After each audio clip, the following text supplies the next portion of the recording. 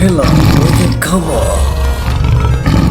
අයුබෝවන් ශ්‍රී ලංකාව කියන්නේ ස්වාභාවික සම්පත් වලින් පිරුණු රටක්. මේ සම්පත් අතරින් කිතුල් ගස කියන්නේ සුවිශේෂී තැනක් ගන්නා ගසක්. අද අපි කතා කරන්න යන්නේ බොහෝ දෙනෙක් මත්පැන් පානයක් විදිහට විතරක් දකින නමුත් හෙළවෙදකමේ මහා ගුණ දෙන උසුවක්. කිතුල් රා සහ හෙළවෙදකම අතර ඇති සම්බන්ධතාවය. නියම පිරිසිදු කිතුල් රා කියන්නේ ශරීරයට ඉතාමත් ගුණදායක පානයක්.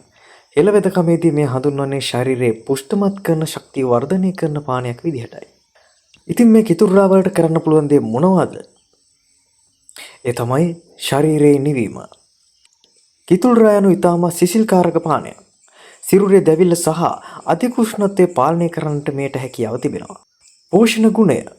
මෙහි විටමින් B වර්ග සහ ඇමයිනෝ අම්ල බහුලව අන්තර්ගත වෙනවා. ඒ වගේම ලිංගික ශක්තිය වර්ධනය.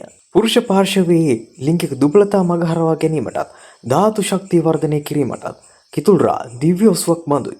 ආහාර රුචිය වර්ධනය කර ගැනීම. ආහාර රුචි අඩු අයට සහ මලබද්ධය වැනි රෝගීන් තත්ත්වයන්ට මුලපුරන අයට මේ කදිම ඔසුවක් වෙනවා. රා සහ තෙලිජ්ජ අතර තිබෙන වෙනස අපි මෙතනදී විශේෂයෙන්ම මතක් කරන්නට ඕනි. රාවල ගුණ ලැබෙන්නේ ඒ නියමිත ප්‍රමිතියට ලැබුණොත් පමණයි. කිතුල් මලෙන් මුලින්ම ලැබෙන්නේ පැණි රස යුසය. ඒ තෙලිජ්ජ ලෙස හඳුන්වනවා. ඒ ස්වාභාවික පැසීමට ඉඩ හැරීමෙන් තමයි රා නිර්මාණය වෙන්නේ. මෙහි ඇති ප්‍රොබියොටික් ගුණය නිසා ආහාර මාර්ගය හා සෞඛ්‍යය ඉතා හොඳින් පවත්වා ගන්නට පුළුවන්. අපි මෙතනදී විශේෂයෙන්ම මතක් කරන්නට ඕන. රාවල ගුණ ලැබෙන්නේ ඒ නියමිත ප්‍රමිතියට ලැබුණොත් පමණයි. කිතුල් මලෙන් මුලින්ම ලැබෙන්නේ පැණි රස යුස.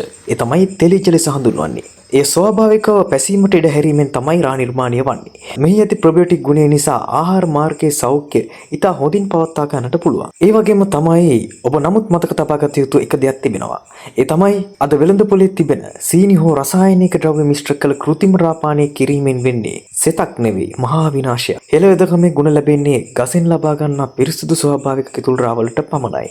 ඒ වගේම ඕනෑම දෙයක් අතිරික්තකයේ විනාශයකට මුල පුරන බව ඔබ අමතක කරන්නට එපා. හොඳින් මතක තබා ගත යුතුයි.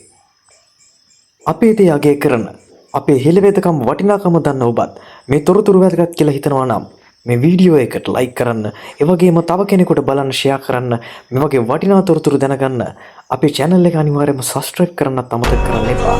ඉතින් අපි නැවත හමුවෙමු මේ ඔබේ YouTube නාලිකාව හෙළවෙදකම. අයබෝවන්.